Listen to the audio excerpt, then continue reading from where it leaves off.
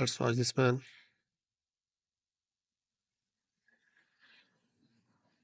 Nice start, man.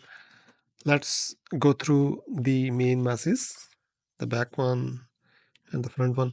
So we will really double check if we are having proper up and down.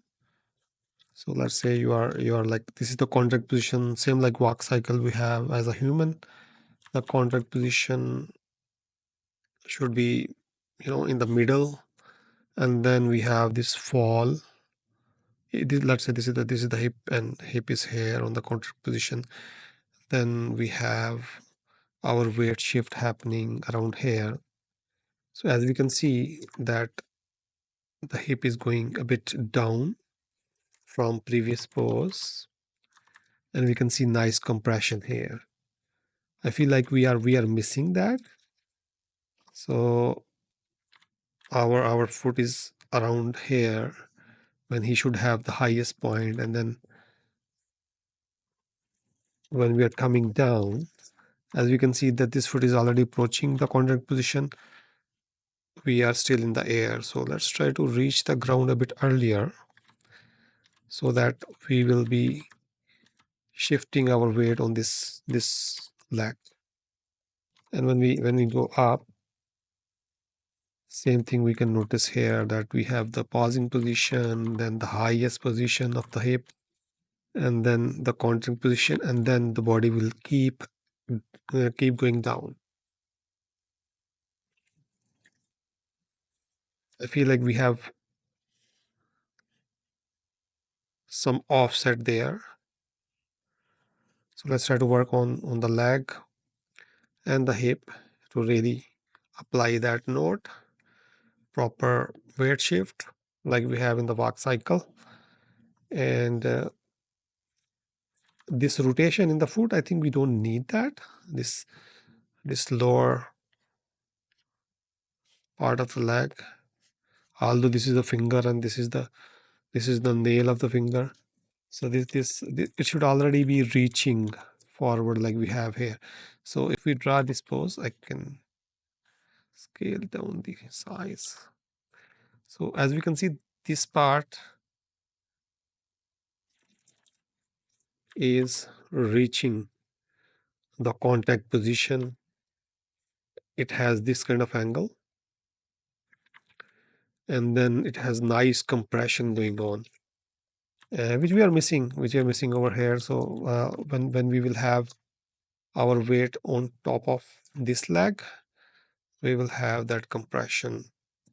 So we will have nice rotation here. This leg will be around here, and we will have nice compression on this leg.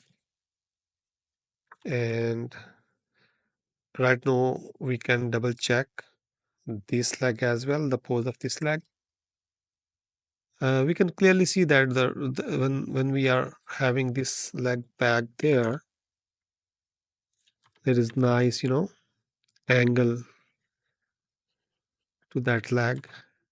And after that, the angle is still there. The angle is still there, but we are rotating this nail of the leg. I think I'm not sure if it is applicable in this trick, but let's try to have the same angle here as well. And instead of rotating from here, we will keep the same angle like we have here. So this leg will be here, this leg will be here, this part of the leg will be here, and we will have nice, pose like we have over here.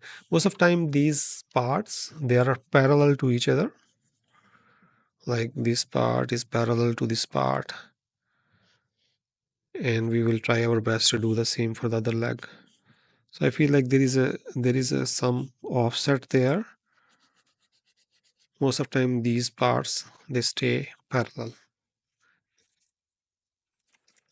Start with the back leg, back hip area. Right now the hip is too much rotated as well to this direction. So let's undo that. Let's rotate it back. I really love the angle we have over here. It's solid kind of feeling. Right, right. And the tail as well. The tail should come out from this position and then it should come down like we have over here. Like over here, I totally understand that the style of the character is a bit different. But if it is there is a possibility of making that tail pose, it would be nice to have this kind of angle for the tail instead of having this angle, because I feel like he's scared of something, or he's trying to hide something under the tail or something. Let's try to fix that, and then we will come to the front part. Same notes will apply here as well. So we will pay closer attention to detail based on our reference here. So as we can see, our contact position is here, and then we have to come down our contact position here, and then you can see the upper body is still coming very tiny bit down. There is not much up and down movement for the upper part, for the for this part, than this part. This part is more active because it's like engine producing the energy, and this part is only balancing the weight because there is a lot of weight, neck weight, head weight. So it will not go that up and down, but still we will have a lot of still we have same mechanics over there. I really love you lock the leg, but we have to make sure as if it's not stretching. When we peel off, there is a big spacing gap. It is much clearer for the other leg. We can see that clear peeling off. And let's say this is the tip of the toe. It should stay here. Right now it is going under the ground and then going back. So we are not feeling that peel off kind of feel. And then over here we can see that nice angle is happening around this area.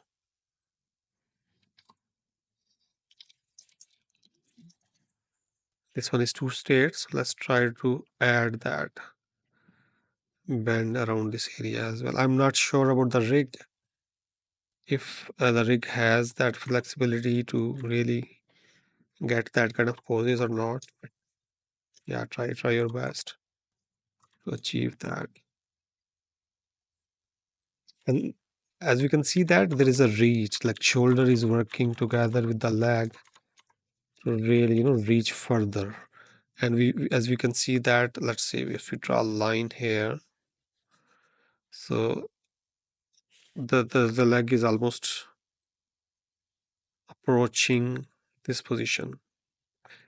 And over here we have our neck a bit high, so you can keep the same angle as is. If you want to make it higher, is totally fine. But the main idea is to let's try to reach the maximum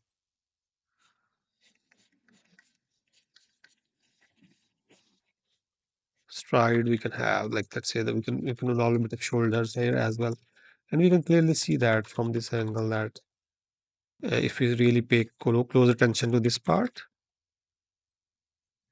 it is reaching forward. You can see this nice detail here, which we totally add into this rig as well. And same for this leg, when it is approaching here, we can see it is approaching a bit further. So again, for this one too, up and down should be on the right time, and we have to extend the legs a tiny bit more to really reach farther using this shoulder area. And for the neck, let's play that. Yeah, the timing of the neck rotation is bit off as well.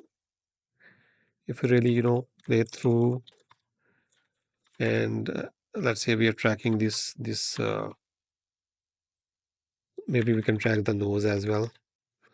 So nose is coming down and then it's keep going up, right? So it's keep going up, up, up. But in our case, the nose is arriving at that position and then holding there. And then we are coming down in this one, but for this one, we are staying up a tiny bit more. So it's all about understanding the up and down, and it is all coming from here as well. And then the neck, and then the head is good. We don't want a head. We don't want to over animate the head.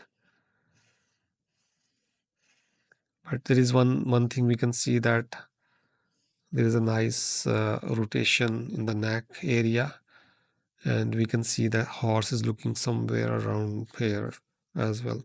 So it's not about like looking forward. You can have a tiny bit of angle as well. I'm not sure how it is working from the front angle, but we can clearly see from this part there is tiny bit of left and right. I know this is a walk cycle, so we don't need to be over animating that part. Again, it is great pass, man. It's nice start. Let's try to figure out our up and down and leg poses. Tail is not that important, but it is nice to have nice tail pose at least. And we can see that there is a nice ear animation you can add on later. Yeah, and it is worth checking the arcs we are having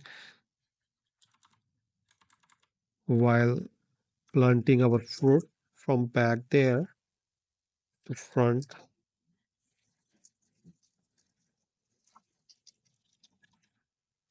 Yeah, same for the back foot. Try to find the arcs and the poses. And for me, I always try to make a locator over here and make a child of this toe, this foot, and then draw the arcs and check the spacing and all that. This leg is overstretched, and same idea is applying here as well. As we can see, the angle is something like that. Right, no way too much tilted this way. So let's try to bring it back. Try to make them connected. These should be parallel. Right now we have big angle happening this way, and this angle is this way, which is really breaking the leg. It's not the pose for the horse.